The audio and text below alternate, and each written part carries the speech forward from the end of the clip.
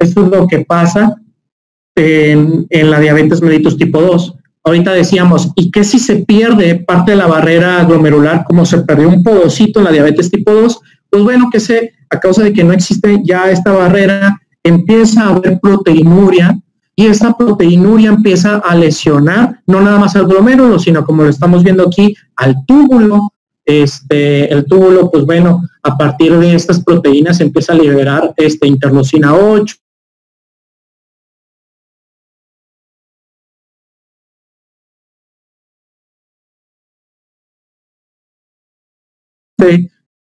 empieza a los miófitos dando a fibrosis intersticial. Entonces, es esto, los productos de la glicosilación avanzada que dañan a las proteínas de fijación del pósito. No nada más es un daño glomerular, sino secundario es un daño intersticial, un daño tubular. ¿Qué es lo que pasa? Eso fue la fisiopatología de la diabetes tipo 2. En la hipertensión arterial, ¿qué es lo que está pasando? Normalmente, ante la alza, ante una hipertensión sistémica, el glomérulo, vamos a decir, lo que se defiende mediante dos tipos de mecanismos. Un mecanismo es el miógeno, el muscular, en el cual la arteriola aferente se va a contraer. ¿Esto para qué? Para que una alza en la presión arterial sistémica no repercuta en la presión glomerular. Para eso se va a estar contrayendo esta arteriola aferente. Pasan dos cosas a partir de esto. Número uno, al contraerse esta arteriola aferente, empieza a recibir daño por la presión arterial sistémica y puede haber un daño por aumento de presión que se le causa, este mecanismo es el cizallamiento, que no es más que el aumento de presión, empieza a lesionar el endotelio, se empieza a fibrosar y esta arteria se empieza a ocluir, dejando sin irrigación al glomérulo.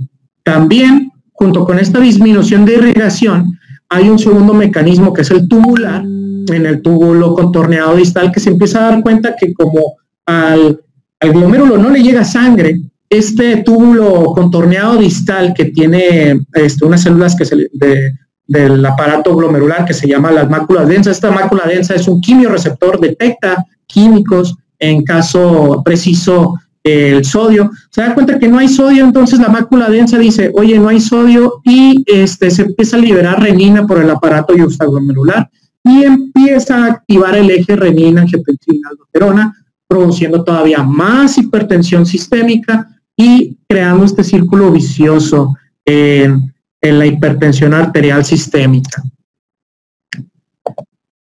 En cuanto a la clínica es muy florida, tanto a nivel sistémico, su nivel, ya lo hablamos, la enfermedad renal crónica, pues un proceso inflamatorio sistémico en el cual se lesiona páncreas, se lesionan diversos órganos. Aparte también la clínica la podemos dividir como, o podemos ver los últimos síntomas o los síntomas de urgencias en un enfermo renal crónico, como es los estados de uremia o los estados de volumen. La clínica es muy, muy florida. En cuanto a los factores de riesgo, los factores de la enfermedad renal crónica los vamos a dividir en tres. Primero, los factores de susceptibilidad. ¿Qué es lo que hace que la gente pueda tener enfermedad renal crónica? La edad. Hay que recordar que la tasa de filtrado glomerular, la función, disminuye sí o sí en pacientes mayores de 40 años, más o menos 1 mililitro por minuto de tasa de filtrado glomerular al año a partir de los 40 años. Historia familiar de la enfermedad renal. Trastornos genéticos de renales pueden, pues obviamente, atacar también al individuo. Bajo peso al nacimiento, esto se estudia a causa de que hay una reducción en la masa renal por falta de maduración al nacimiento. La raza, en preciso, los afroamericanos son los que tienden más a la enfermedad renal crónica. Factores de iniciación. ¿Qué es lo que me hace tener la enfermedad renal crónica? Si te fijas, son estados crónicos o enfermedades crónicas, por ejemplo la diabetes, la hipertensión arterial, enfermedades autoinmunes, infecciones sistémicas, infecciones uroobstructivas, ya sea por infecciones, por cálculos, por trastornos genéticos que causen obstrucción en el tracto urinario, o también toxicidad por drogas.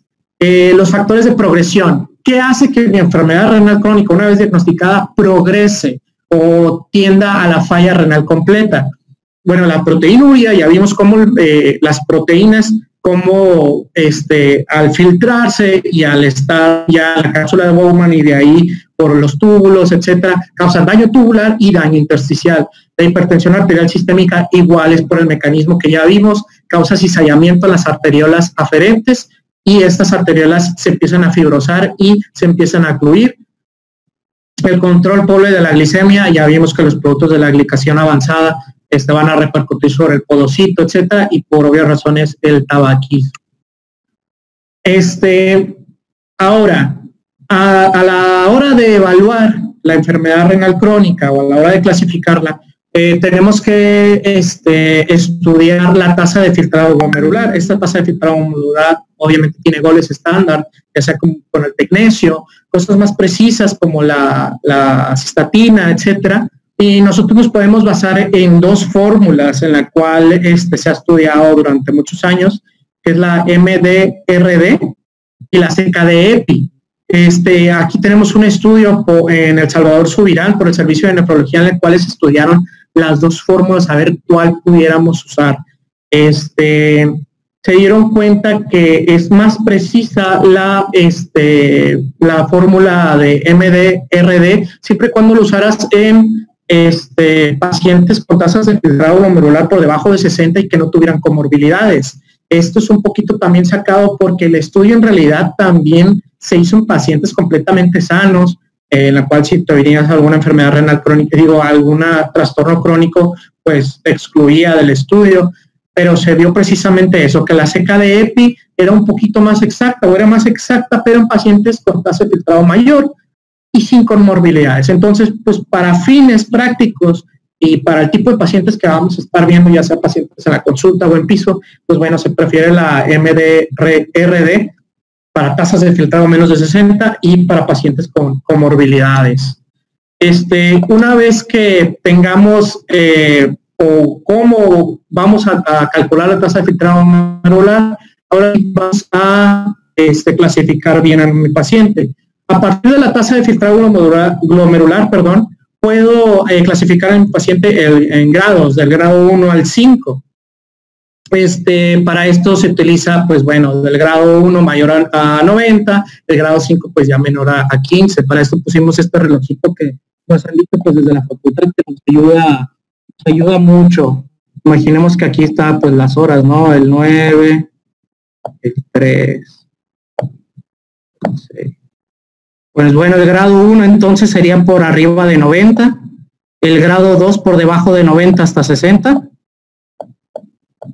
el grado 3 de 60 a 30, recordando que el grado 3 se divide en grado 3A y en grado 3B, de 60 a 45 y de 45 a 30, y el grado 4 y 5, que es de 30 a 15 el grado 4, y menor a 15 el grado 5. Es un poquito de la mnemotecnia que pues nos enseñaron para aprendernos los grados de la enfermedad renal crónica.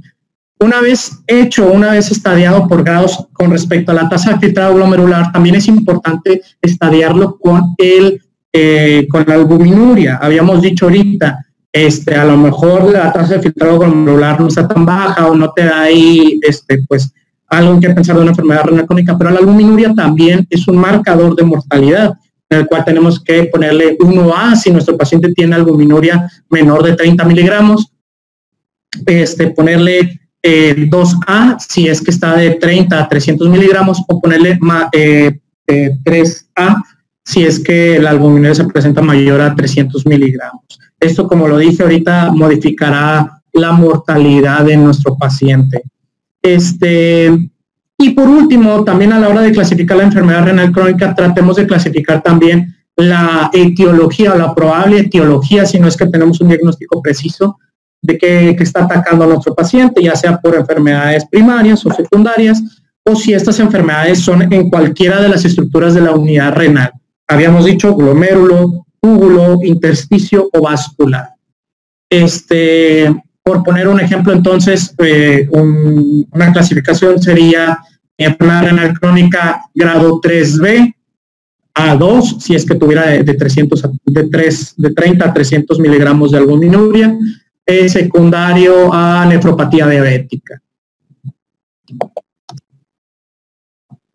Ahora, la nefropatía diabética, ¿cómo es que decimos que un enfermo renal crónico tiene esa enfermedad renal crónica por nefropatía diabética? Será muy raro en diabéticos e hipertensos hacer una histología por biopsia, por eso es que tenemos ciertos criterios para decir, bueno, esto aparentemente o estadísticamente va a ser una nefropatía diabética.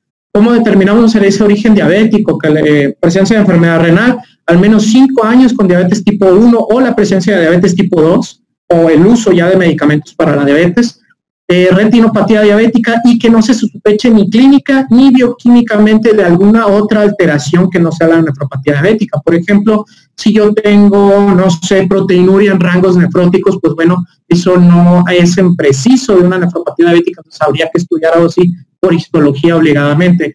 Que deterioró muy rápido, en 15 días, en 30 días, no deterioró lo que normalmente deteriora una nefropatía diabética, pues bueno, ahora sí hay que estudiarle por qué está alterado, etcétera, etcétera.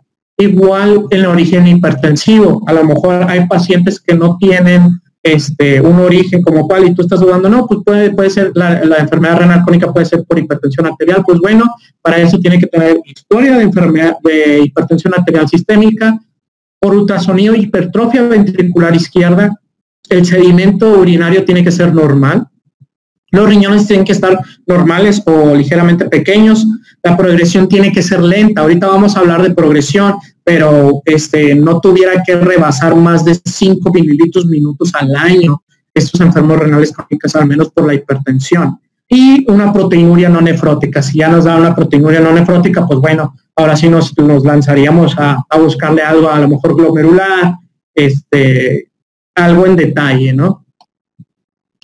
¿Por qué es importante clasificarlo tanto por tasa de filtrado glomerular como por grado de albuminuria? Aquí estamos viendo las relaciones que hay por niveles con respecto a la mortalidad por todas las causas, el factor de riesgo cardiovascular, el factor de riesgo a lesión renal crónica, a enfermedad renal progresiva y a falla renal. Entonces, si nos fijamos, por poner un ejemplo, tenemos un grado 3A, pero con una albuminuria menor a 10, el factor de mortalidad es de 1.3 por cualquier causa. Si lo comparamos a que ese mismo grado 3A, si tuviera una albuminuria mayor a 300, ya aumenta la mortalidad por cualquier causa, ¿sí? De ser 1.3 a ser 3.6. Entonces, es importante checar la albuminuria de nuestro paciente, estadificarlo de manera correcta, y aparte, pues darle tratamiento, que es lo que ahorita vamos a ver.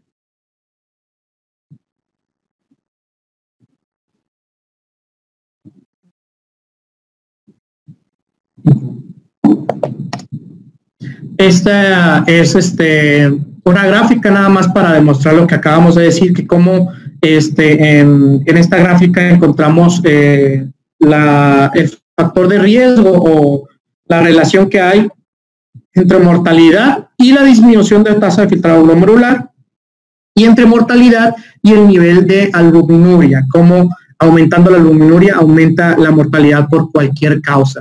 Esto es nada más para encontrar un poquito cómo va disminuyendo la tasa de filtrado glomerular y van aumentando las anormalidades en el laboratorio. Las primeras en presentarse, por ejemplo, es el hiperparatiroidismo.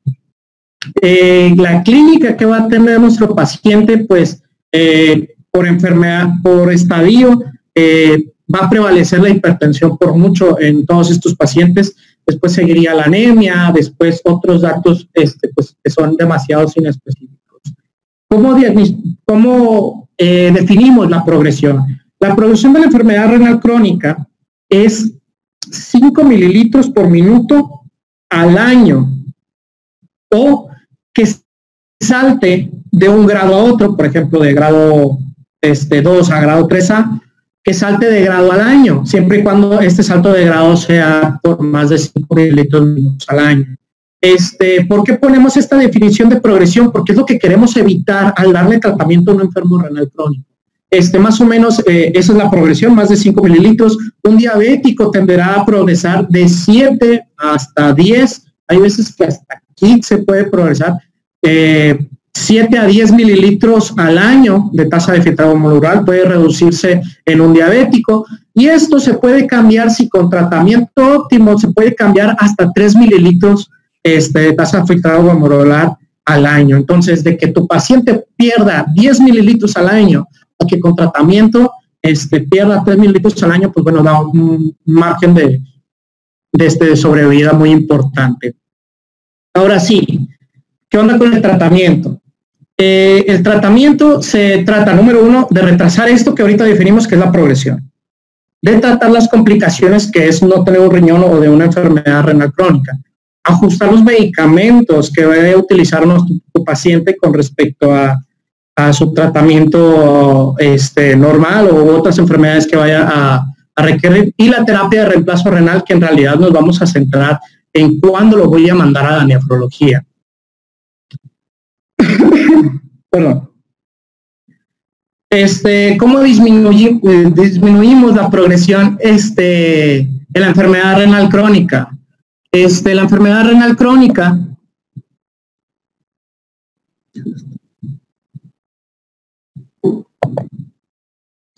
La enfermedad renal crónica vamos a disminuir la progresión con el control de la presión, el control de la proteinuria y aparte el control de la acidosis, aparte de todos los cambios en el estilo de vida y el control de la glucosa que tenemos que hacer.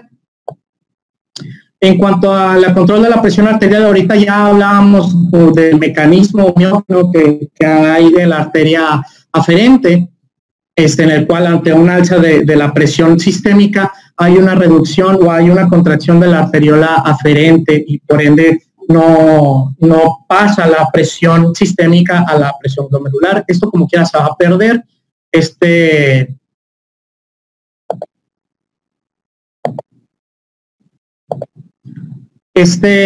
reflejo se va a perder y pues va a tender también como ya lo dijimos, a aumentar o a provocar una activación del eje renina-angiotensina-aldosterona. Como ya lo habíamos dicho, ante una disminución en la luz de la arteriola aferente, pues bueno, el túbulo empieza a detectar menos sodio a través de la mácula densa y de las células de Purkinje, empiezan a liberar renina y se empieza a activar el eje renina-angiotensina-aldosterona.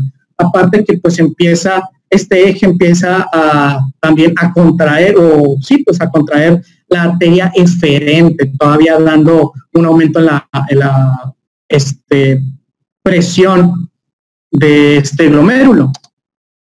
Una vez que se activa, pues bueno, el angiotensinógeno que proviene de las células del hígado, se convierte en la angiotensina 1 a través de la enzima convertidora en angiotensina 2, y esta angiotensina 2 es lo que empieza a hacer el caos total.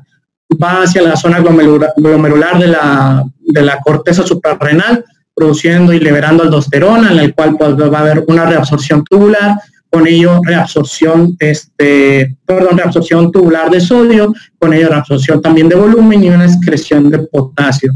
También obviamente pues un aumento en la presión arterial. Esa angiotensina 2 también tendrá receptores vasculares que tenderán a aumentar o a hacer una vasoconstricción arterial y una secreción en el sistema nervioso central de ADH.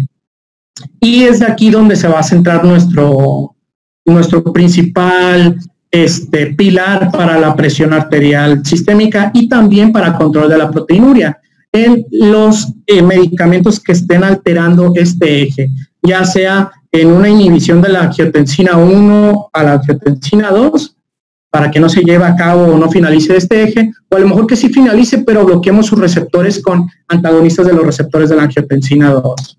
Esos son los principales fármacos que vamos a utilizar ante el aumento de la presión arterial o los hipertensos en enfermedad renal crónica, y también como tratamiento antiproteinúrico.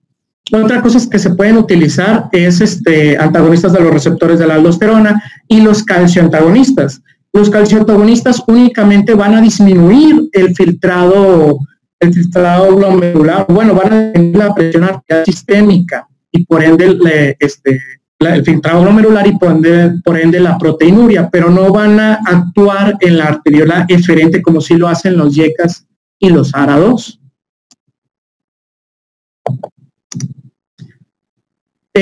Una vez que ya tengo qué medicamentos voy a utilizar, pues bueno, también puedo ver cuáles son mis metas en un enfermo renal crónico. Depende de dónde lo leamos. La CADOCI dice que lo ideal sería menor a 130-80.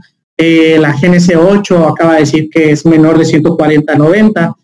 Otros estudios, por ejemplo, el estudio SPRINT, este estudio estudió dos tipos de pacientes. En una se puso un objetivo de poner un grupo control intensivo, que le llamó, al cual le iba a reducir mucho la presión arterial a menos de 120/80, y un grupo de tratamiento óptimo normal, en el cual se iba a disminuir la presión hasta 140/90. Se llevó a cabo este estudio y se empezaron a ver cuestiones como si aumentaba la mortalidad por ciertas alteraciones crónicas, o mejor dicho, se tenía un mejor control en los pacientes de tratamiento intensivo. ¿Okay? Se estudiaron datos como síndromes coronarios agudos, stroke, falla cardíaca y muerte por cualquier causa, en la cual pues se redujo muy considerablemente en el grupo de tratamiento intensivo al grupo de tratamiento control. Esto sí reduce la mortalidad por cualquier causa que lo tengas en menos de 120/80, pero también trae efectos adversos. Por ejemplo, aquí vemos la tabla de un solo evento de algunos de estos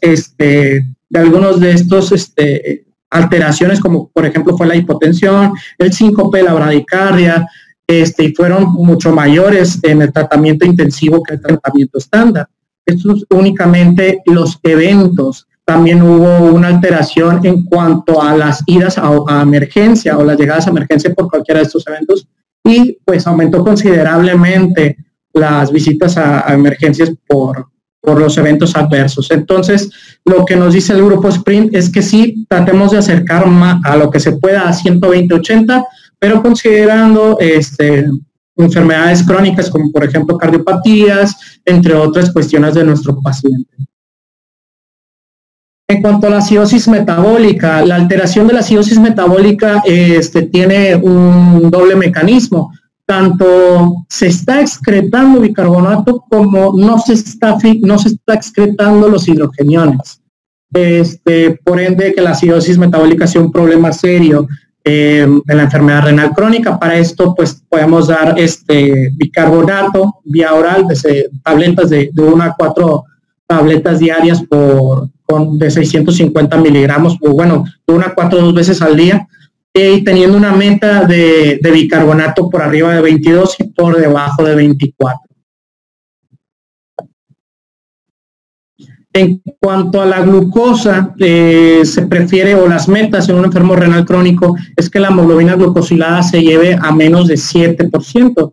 En cuanto a lo dietético, las proteínas, el consumo de sodio y el consumo de fósforo tienen que estar restringidos en nuestro paciente. Las proteínas recomendadas en un enfermo renal crónico son de 0.8 gramos por kilogramos de peso.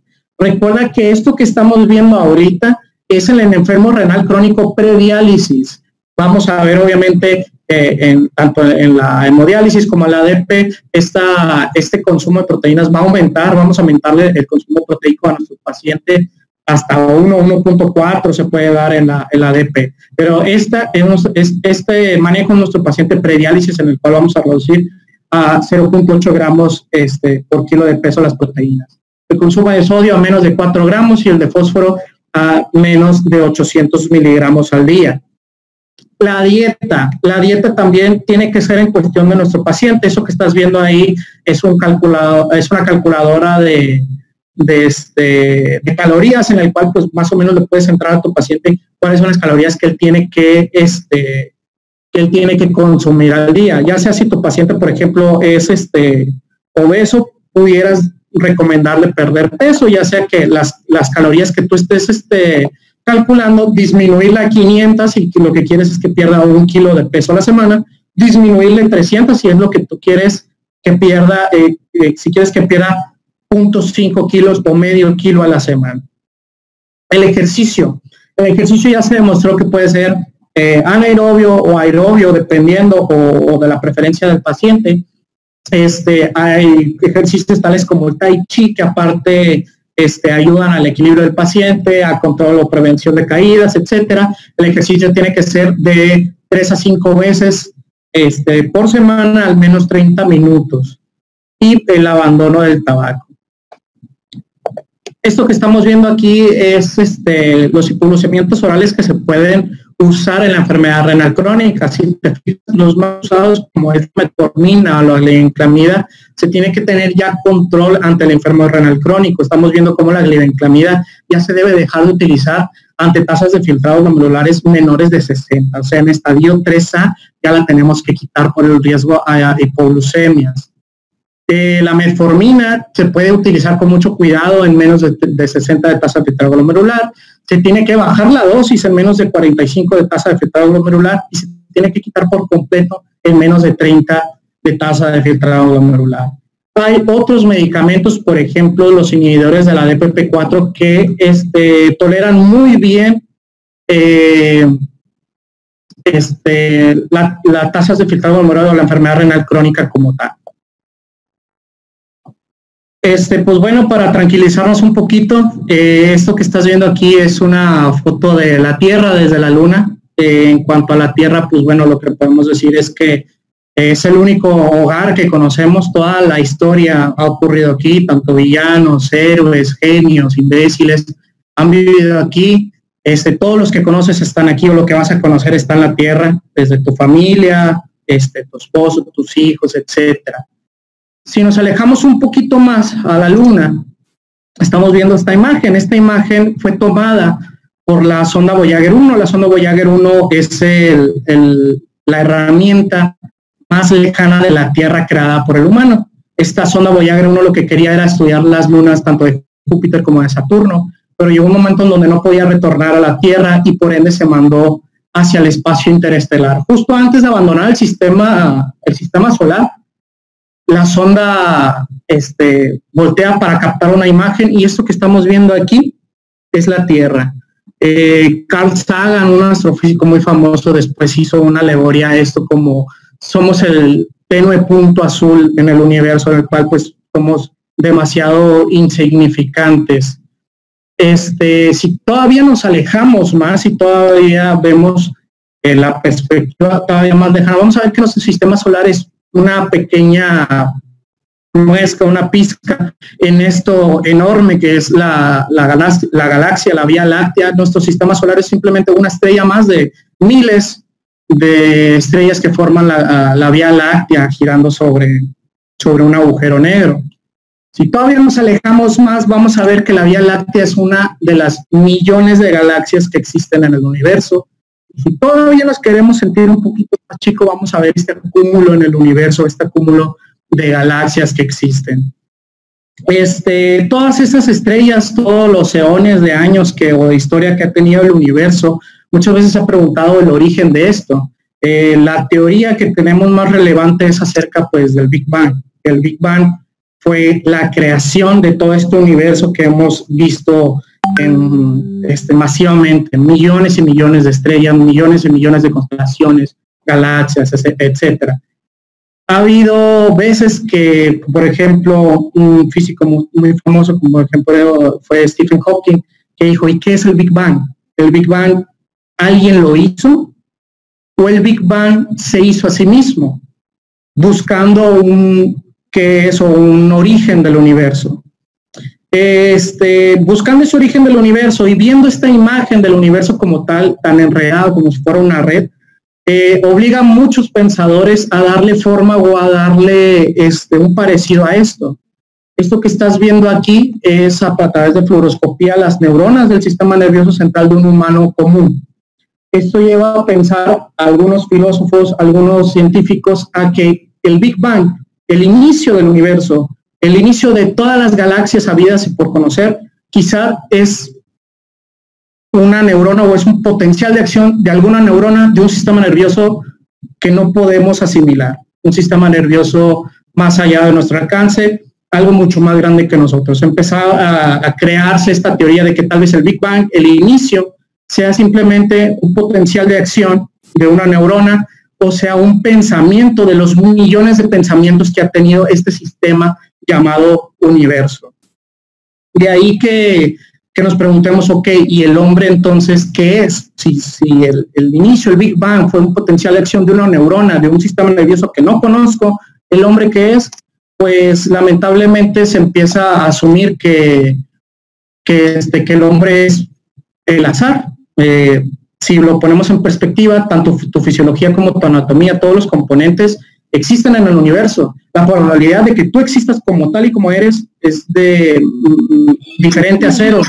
Por ende, existes, no por otra causa. No eres nada especial, no tienes un fin lógico en esta tierra, no tienes un destino que cumplir. No, eres estadística, eres el azar simplemente creado en el universo. Entonces, esto empezó también a alterar al hombre y decir, bueno, ¿y Dios qué es? Se tienen dos consecuencias de esto. Número uno es que pues Dios sea precisamente pues el creador de este Big Bang, o que sea a lo mejor el Big Bang en sí, o este sistema nervioso del que estamos hablando, que tuvo un pensamiento, y ese pensamiento fue el Big Bang que creó todo el universo. O lo segundo y más práctico es pensar que Dios es concebido por el hombre. El hombre, al tratar de explicarse cosas que no sabe explicarse, que no tiene la respuesta, creó un Dios que dijo, bueno, lo creó Dios, etcétera, etcétera. Pero si ponemos eso en perspectiva, entonces no existe un Dios, simplemente lo idealizamos. Y esa idea de Dios entonces es tan humana como el humano mismo.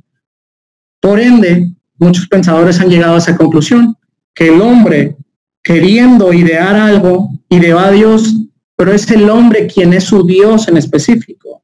Es el hombre lo más cercano a la divinidad, o mejor dicho, el hombre es lo más divino o lo más teológico que hay en todo el universo. Si no te altera un poquito a lo mejor esta teoría, pues bueno, recuerda que pues hay poesía, hay orquestas sinfónicas, así medidas cronológicamente. Hicimos la física, hicimos la medicina, hicimos la ciencia. Vaya, si el hombre no es Dios, estamos muy, muy, muy cercanos de serlo. Toda esta teoría es una teoría filosófica, una corriente filosófica, mejor dicho, que se llama la causa incausada, algo que tuve la oportunidad de leer al inicio de este año, muy interesante. Pero ahora sí, ¿cómo se cura la enfermedad renal crónica? Las complicaciones que hay que atacar de la enfermedad renal crónica es con respecto a la anemia, con respecto al metabolismo mineral óseo y al control metabólico, junto con el control de volumen. La presión y la acidosis, pues bueno, ya la tratamos en el apartado anterior. ¿Qué onda con la anemia? La anemia, primero hay que estudiar el origen. No necesariamente toda la anemia en el enfermo renal crónico tiene que ser por disminución de la renina. También puede haber deficiencias de hierro, y es lo que tenemos que descartar al principio. Esto es una tabla de cuándo tienes que pedir una hemoglobina en un enfermo renal crónico, que si te fijas va desde de cada 6 meses en grados 4 y grado 5 que no tienen diálisis, hasta pacientes en hemodiálisis o con tratamiento con eritropoyetina que tienes que checar la hemoglobina cada mes. Y es que la hemoglobina disminuye por debajo de 11, es de a fuerza que tienes que estudiar esta anemia. Lo primero que tienes que descartar es un proceso de hierro. Aquí tenemos el control normal tanto de ferritina de 200 a 500 microgramos, eso es lo que tiene que haber en un enfermo renal crónico, y el grado de saturación de la transferrina, que tiene que ser mayor a 20%. Cualquier alteración de esto ya te obliga a dar tratamiento o terapia de hierro. La terapia de hierro se puede dar en pacientes, insisto, que la anemia sea atribuida a un déficit de hierro, ya sea por la ferritina menor a 300 o 200, o el grado, y aunado al grado de saturación de la transferrina. Es muy importante, no debes de iniciar la eritropoyetina en deficiencias absolutas de hierro. Las deficiencias absolutas de hierro son definidas por una ferritina menor a 100. No debemos de iniciar la eritropoyetina hasta que sea corrigida esta ferritina, y después ya llevarla con unos estimulantes o unos agentes estimulantes de la eritropoyesis. Por vía oral, en pacientes en los cuales iniciemos terapia de hierro, se puede usar el sulfato o el fumarato ferroso de 65 a 200 miligramos a día, pudiendo administrarse 3 veces al día. Si es que nuestro paciente está en hemodiálisis o son intolerantes a la vía oral, podemos usar hierro IV, un gluconato férrico de 250 miligramos cada semana por 3 a 4 dosis. Citos de la ferritina. Hay que tener en cuenta que la terapia de hierro va a tardar de 3 a 4 semanas en modificar tanto la hemoglobina y un poquito más de 4 a 6 meses en modificar nuestras reservas de hierro. Entonces, no es como que tenemos que iniciar la terapia de hierro y a los 5 días hacer un control para ver si está funcionando y controlando esta anemia. Se va a presentar hasta el mes.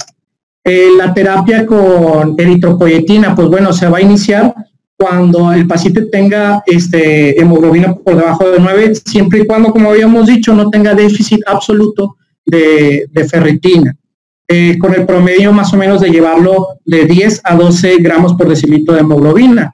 Si tú das terapia con eritropoyetina, va a subir 1 o 2 gramos al mes de hemoglobina. Hay que tener cuidado con esto, porque si sube un gramo o más de 1 gramo, hay que disminuir la dosis 25%. O si no está subiendo, hay que subir la dosis 25%. La eritropoyetina, la dosis es de 5 a 100 unidades por kilo por semana, hasta alcanzar 10 gramos por decilitro de hemoglobina. Una vez que mi paciente tiene 10 gramos por decilitro, quito la eritropoyetina. Esto aquí lo puse, en pacientes con diálisis es diferente, mientras que en prediálisis es el tratamiento semanal. En pacientes con diálisis se puede llevar 3 veces por semana, y mientras que en pacientes prediálisis se quita la eritropoyetina a los 10 gramos de hemoglobina, en los pacientes con diálisis se quita a los 11 gramos de hemoglobina.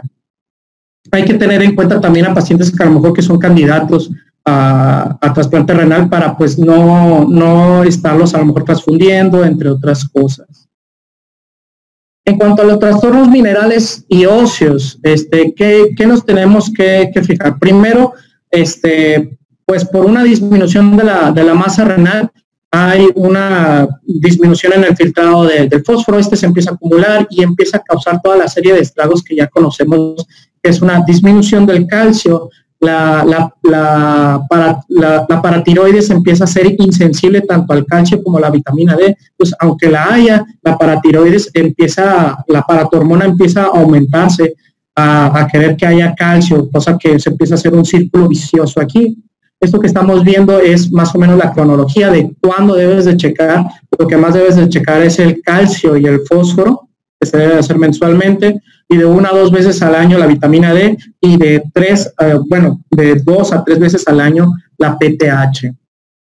¿Qué hay para controlar el fósforo y el calcio? Para controlar el fósforo, primero necesitaríamos quitar de la dieta los alimentos ricos en fósforo. Para posteriormente, si es que en 3 meses no mejora los niveles de fósforo, utilizar ahora sí quelantes, como puede ser el carbonato de calcio. Si mi paciente tiene el calcio aumentado o pues está en los estadios últimos de la enfermedad renal crónica, podemos utilizar quelantes no cálcicos. En cuanto a la PTH y a la vitamina D, pues bueno, para el control de la PTH, si es que está aumentada, podemos usar análogos de vitamina D. Podemos utilizar unos análogos más selectivos, que así se llaman, son los agonistas selectivos de los receptores de la vitamina D, o los calciomiméticos. En cuanto a la enfermedad ósea del enfermo renal crónico, no está indicado estudios de imagen o densitometrías, al menos que tenga estas alteraciones. Hipercalcemias o hiperfosfatemias inexplicables que no coincidan a lo mejor con la enfermedad, con el estadio de enfermedad renal crónica de mi paciente, fracturas patológicas o de mecanismos de baja intensidad, hipercalcemias con PTHs que pues ni al caso, que no están tan alteradas. Y lo que tenemos que tener en cuenta es esto: independientemente del calcio, si el fósforo está aumentado, como dijimos, hay que dar los captores de calcio, los captores de fósforo a base de calcio, y si es que el calcio está aumentado, para disminuir este fósforo podemos utilizar captores de fósforo no cálcicos, como son estos. También la PTH, ante PTHs aumentadas podemos dar los análogos de los receptores de la vitamina D. Si es que mi paciente tiene el calcio normal, porque estos análogos tenderán a aumentar el calcio por la reabsorción intestinal. Pues bueno, podemos dar análogos selectivos de los receptores de la vitamina D. Y si es que hay una hipercalcemia, estos análogos también tienden a aumentar menos, pero aumentan también el calcio. Podemos utilizar los calciomiméticos. Estos son los valores recomendados por estadios de un enfermo renal crónico con respecto a la PTH, el calcio y el fósforo. Y estas son las dosis de vitamina D. De la vitamina D hay una dosis, hay un estadio o una etapa de corrección que dura más o menos de 8 a 12 semanas y una dosis de mantenimiento que dura igual de 8 a 12 semanas con posterior revaloración al terminar este tratamiento. Estas son las dosis recomendadas para todo esto que acabamos de decir, ya sea para el control de fósforo y calcio, como son los captores, para el control de la PTH, como son los metabolitos de vitamina D, o los análogos selectivos de los receptores de la vitamina D. ¿Cuándo vamos a usar o cuándo vamos a quitar las tiroides? Cuando haya una PTH mayor a 1000 y por más de 6 meses le hayas dado tratamiento al calcio, al fósforo y a la vitamina D y como quiera no revierta la PTH. Por último, hablaremos del control metabólico y el control de volumen. El control metabólico, controlamos la lipidemia con LDL por debajo de 60. Para eso podemos utilizar atorvastatina a dosis bajas, 20 miligramos al día, y el allopurinol por debajo de 7, con una dosis inicial de 1.5 miligramos por taza de filtrado glomerular, y después incrementar esa dosis a las 8 semanas. ¿Qué quiere decir? Si el paciente tiene 50 de tasa de filtrado glomerular, por 1.5 sería 75 miligramos de allopurinol, con metas de tratar de llevar tanto el ácido úrico a menor de 7. Entonces, insisto, LDL que sea menor de 70 y el ácido úrico que sea menor de 7. En cuanto a volumen, nada más quedaría decir que el control de volumen se lleva tasas de filtrados menores de 30, se deberían de utilizar los diuréticos de ASA. Estos diuréticos de ASA, pues podemos utilizar la furosemida y planteando o controlando bien el peso del paciente, perdón, que no pierda más de medio kilo al día hasta llevarlo al peso seco. Después, o por debajo de tasas de filtrado de 30, pues se trata de no utilizar los tiacídicos, entre otros diuréticos. Y por último, ¿cuándo es que mi paciente se tiene que referir a nefrología? Pues bueno, ya para prepararlo, cuando a lo mejor está evolucionando bien, pero yo sé que en determinado momento va a necesitar terapia de reemplazo renal o que presente una lesión renal aguda, que ya esté en un estadio 4, o sea, menor a 30 de tasa de filtrado glomerular, albuminuria persistente que yo, aunque lo trate inhibiendo el eje o disminuyendo la presión arterial, no se le quite o no disminuya la albuminuria en mi paciente. Los cilindros hemáticos, que ya dijimos que la microhematuria puede o no estar o puede ser fluctuante, pero si encontramos más de 20 eritrocitos se tiene que mandar a nefrología. La enfermedad renal crónica con hipertensión multiresistente, 4 fármacos más, o anormalidades en potasio y anormalidades hereditarias. Y pues con esto concluimos a grandes rasgos el tratamiento de la enfermedad renal crónica. No sé si hay preguntas. ¿El chat? ¿Dónde? Dice Mark.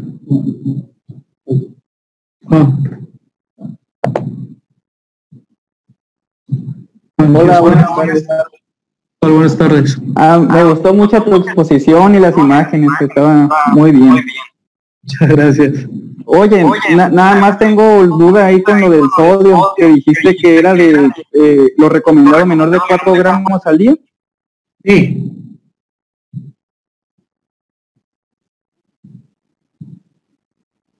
Porque creo que más bien lo recomendado de 4 gramos es el sal, no el sodio. Ah, sí, cierto. Sí, tienes razón. Muy bien. Sí, perdón.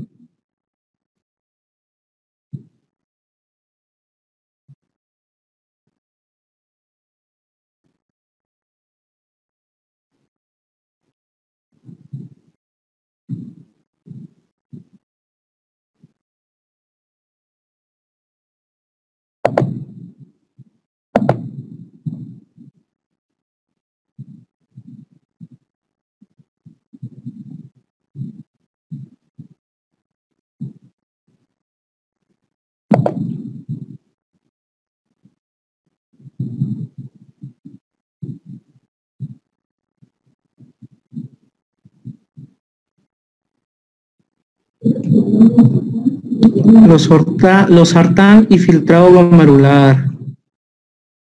Hasta, creo que se puede usar hasta estadios finales, siempre y cuando teniendo en cuenta que no haya lesión renal aguda y que no haya trastornos del potasio, pero bien se pudiera utilizar en trastornos en tasas de filtrado glomerular por debajo de 15, a lo que tengo entendido.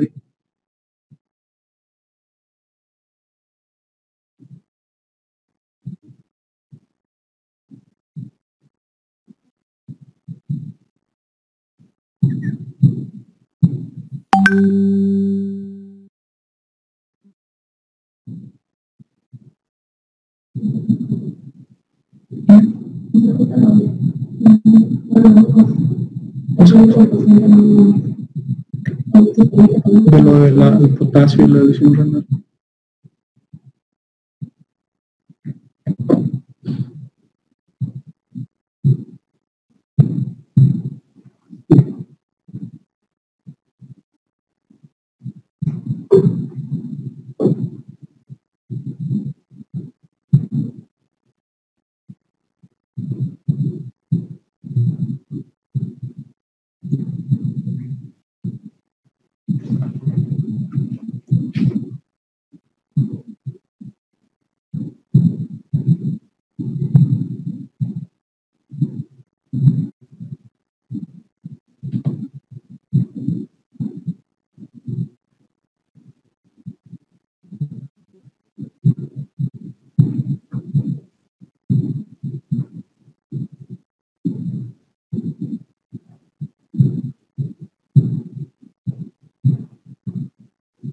Pues que veamos.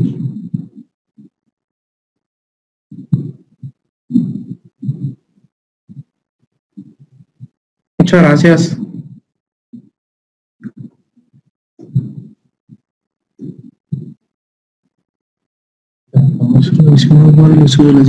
Sí, sí está en debate. Sí. Sí, de hecho hay un estudio de eso, lo que dice Valenzuela acerca de la enfermedad renal crónica agudizada y el uso de IECAS. Si hay que quitarlo, ponerlo, hay muchos que dicen que pues, lo tienes que quitar por obvias razones, pero hay otros que dicen que lo debes de dejar, y estudios que han demostrado que dejándolo pues disminuye, sigue disminuyendo la progresión, pero sí está muy peleado. Hay un estudio de eso, no recuerdo el estudio, pero sí estaría bien discutirlo, porque al menos se nos hace, ahora al menos en lo personal, yo lo sabía como casi regla, quitar los IECAS en lesión renal aguda, pero habría que aclarar bien eso.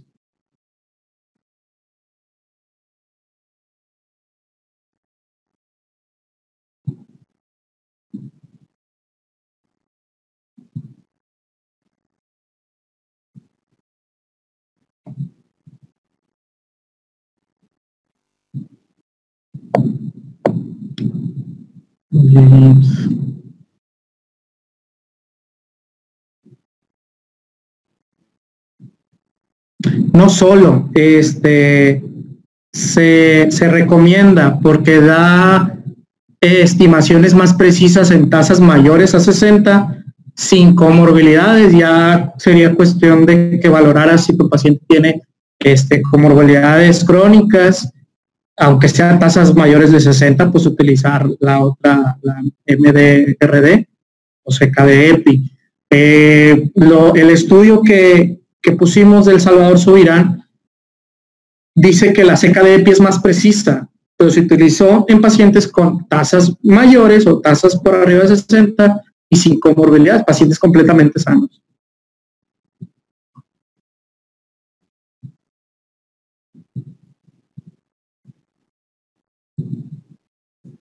¿Qué es eso? Ah.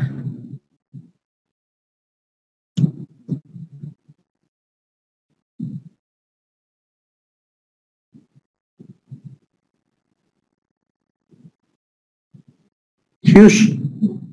Pues sí. Híjole, Juan,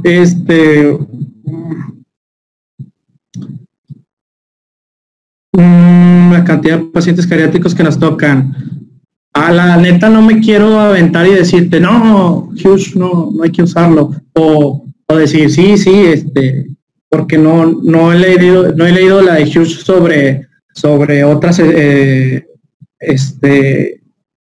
otras escalas, otras fórmulas en pacientes geriátricos. Ahí la neta sí te la debo, pero sí te prometo checarlo.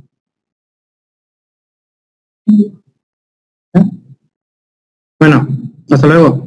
Adiós.